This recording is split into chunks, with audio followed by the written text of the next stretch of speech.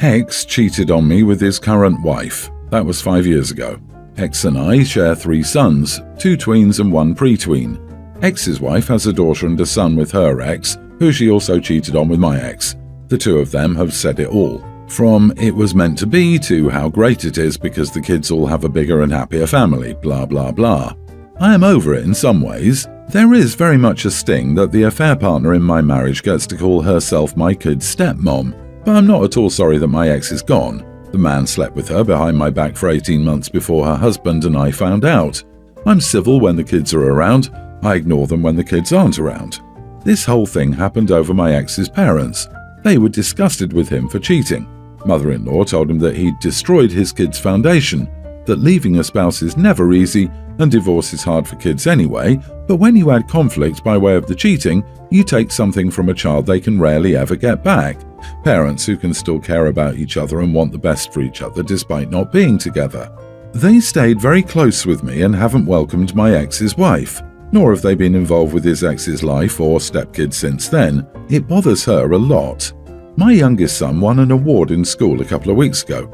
Ex and his wife were there, so was I. Ex's wife came up to complain to me because both my and ex's parents showed up briefly, spoke to my son, then to me, and left.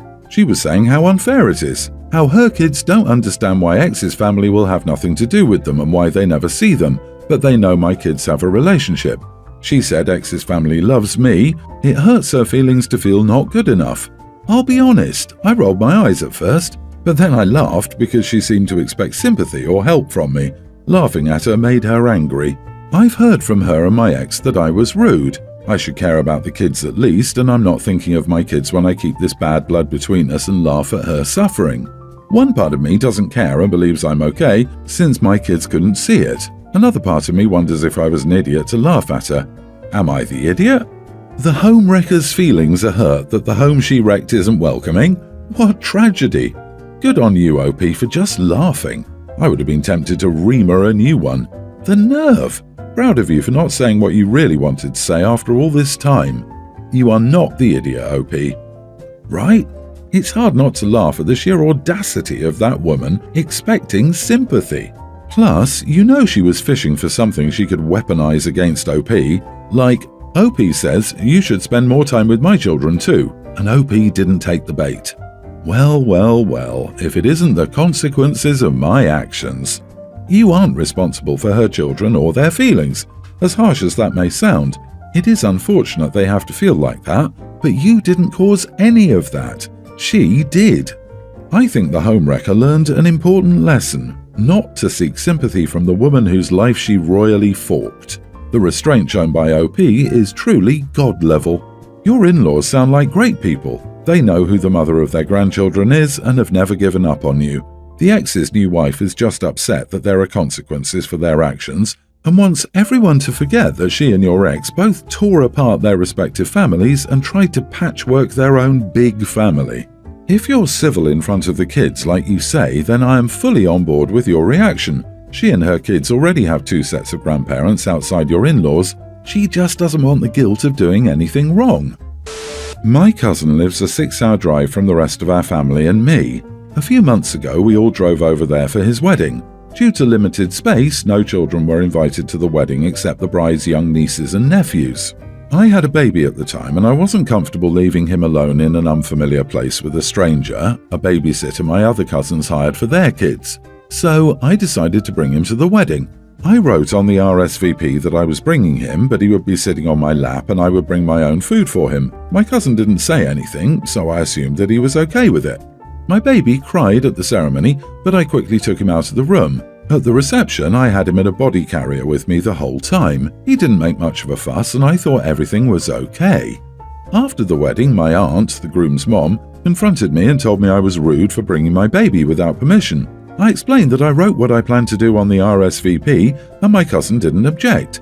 He said my cousin and his bride had a problem with it, but the bride didn't want to start any drama because she didn't know me well. My other cousin also had a baby at the time and my aunt said that he had no problem leaving his baby with the certified babysitter, and I should have done the same. And some of my cousins were upset because they thought that the groom gave me special treatment by letting me bring my baby and making them leave their kids with a babysitter. I didn't mean to start any drama. Am I the idiot? You are the idiot. Your baby did the thing the bride and groom wanted to avoid: disrupt the ceremony. You had plenty of time to find a babysitter or other family member to watch your kid while you went to the wedding, but decided that you were just above the rules. Also, if you're really not comfortable leaving your baby with a sitter, just don't go to the wedding. Staying at home is always an option. No, you don't understand. OP's presence is such a gift that no one minds that her baby interrupted the ceremony. And it was cool because the baby didn't need a seat or a meal, because that is why they didn't want kids at their wedding. Everyone knows that infants eat all of the prime rib. But I wrote on the RSVP that I was going to break their rules, so they had to make the extra efforts to tell me to follow the original rules of their wedding instead of challenging my challenge to their original rules. I took the initiative here, but they didn't say anything. The amount of audacity from OP is astounding. OMG. That's like someone writing that they would like a steak instead of the actual reception food. It's not a room service order card. OP has revealed herself to be an overly entitled person. And she's lucky that the groom's mother thought enough of her to tell her the truth, so she can now apologize to the couple, and maybe she will be invited to other events that the family holds. If she doesn't, I doubt she'll ever be asked back. My fiancé, 29 male, and I, 27 female, have been together for 4 years and got engaged last September. I'm German and moved here, America, 9 years ago, so my whole family is back home. Because of this, my mama yearly sends me money to fly back home for the summer. I always tell her I can pay for tickets myself, but she always insists on paying so she can guarantee I come and visit her. Last week, she sent me money for my fiancé and me to come to visit this summer. He's been coming with me for the past 3 years, and we always leave and return on the same days each year. So I bought the tickets and then told him. He said he didn't want to go this year, which upset me because it would be the first time we visited engaged. I tried convincing him, but gave up after a bit because I can't force him to go. I told my mama what happened, and she was sad and said that I could either use the ticket to take a friend or refund it. At work on Monday, I was talking to my work friend, 24 female, about how I was visiting home this summer. She said it would be nice to visit home and that she usually does too but is unable this year. She's from Ukraine. I suggested she come to Germany with me since I have an extra ticket and she won't be doing anything. After some talking, planning, etc., she accepted. When I got home, I was going to tell my fiancé, but before I got a chance, he told me that he changed his mind and he'll come. I told him it was too late and I just promised the ticket to someone else. He got upset and started saying that it was his ticket from my mama and that it was only a couple of days. How could I replace him like that? I told him that he was the one that declined and he'd just left. I've been feeling really bad and wonder if I am the idiot. Not the idiot. He declined, so you invited someone else. On top of that, you actually tried to get him to change his mind. If he gets mad now that he can't, that's on him. You should go ahead and continue with that plan to bring your friend, and if he really wants to go, he can buy his own ticket there and back. I'm not going to tell you need to rethink your engagement, but I do think in the future you should encourage your SO to make sure he's 100% certain of his plans, as you shouldn't be expected to wait for him to change his mind suddenly. As for him saying the ticket was his because it was from your mother to him, I would reply with, yes, my mother got it for you, and she was hurt when I said you declined and suggested I offer it to someone else, so I did what my mother wanted with the gift you refused. Everyone's the idiot here. Weirdly, very few people are talking about how you bought the tickets before confirming anything with him. Going on the same dates the last few years is not a good basis for assuming he'd be willing and available this year. And you really should have had that conversation with him before making commitments. If you'd done that as you should have, he would have had a few more days to think it over. He's an idiot for throwing a tantrum when he already said he didn't want to go, but the entire situation could have been avoided if you didn't take his availability as a given. Agree. How much holiday can he take from work each year? How far from his own family does he live? Is he able to see them regularly? Does he get any say in their schedule while they're in Germany? He has no say about where or when he spends his summer vacation. We're getting one side of the story here, and I bet the other side is very different. My husband, 32, was on a business trip that lasted for 4 weeks. Once he got back, he told me to come to pick him up. I drove to the airport and went inside to get him from there. The second he saw me, he let go of his 2 big bags and started walking. I tried to get him to stop, but he told me to get the bags and follow him. I'm 12 weeks pregnant, but he tells me I'm still in good shape. I told him those bags were too heavy for me to carry, but he went on a rant about how exhausted he was for sitting on that plane for 4 hours straight. His arms, neck, legs and back hurt. I refused to take a step ahead with those bags and told him it was his luggage, so he got to deal with it. His tone got tenser, and he told me that I was annoying. I told him to get someone to carry his bags for him, and he replied, "I already have one and it's you. Come on, I'm so tired of standing." Then kept walking and ignoring me. I left his luggage where he left it and walked straight past him.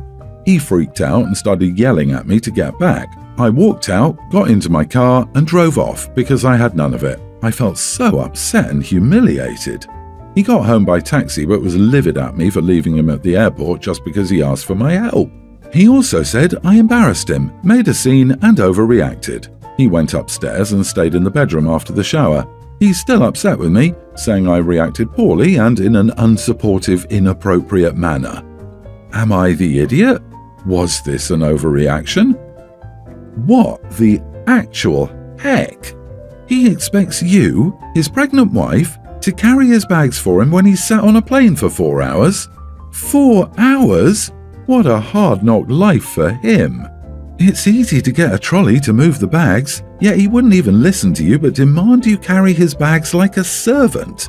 You're his pregnant wife, not his pack mule. Not the idiot, OP, but I have to ask, does he normally treat you this way? This is a pretty glaring red flag. He didn't even speak to you. He didn't ask for help but demanded you take his things for him.